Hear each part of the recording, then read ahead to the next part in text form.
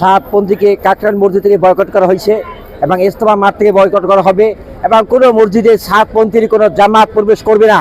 এবং যদি কোনো জামাত প্রবেশ করার চেষ্টা করে তাহলে আমরা যারা মাওলানা জুবাইর সাহেবের পক্ষে যারা আছি, মাওলানার পক্ষে যারা আছি, আমরা তা প্রতিহত করব।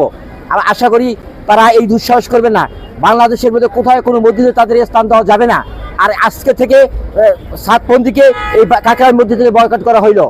এই জন্য জামাত, যারা তাবলিগ জামাত এবং যারা দেশের সচেতন জনগণ আছেন, সবারই কাছে একটা আহ্বান রইল যে সাতকে বাংলাদেশ থেকে বিতাড়িত করে বাংলাদেশে কোনো প্রকার আসতে না পারে। আর সাহেবের যতগুলো নেতৃবৃত্ত আছে এদেরকে গ্রেপ্তার করার জন্য সরকারের কাছে আমরা আহ্বান করব।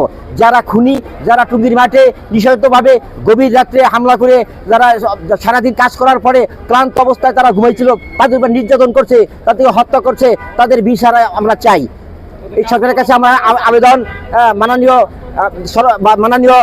উপদেষ্টা, প্রধান উপদেষ্টা ডক্টর ইউনূস সাহেবের কাছে আমরা আসলে আবেদন জানাই, যারা এর সাথে সম্পৃক্ত আছে সাতপন্থী, তাদেরকে গ্রেপ্তার করার জন্য আমরা আহ্বান করছি, আমরা অনুরোধ করছি।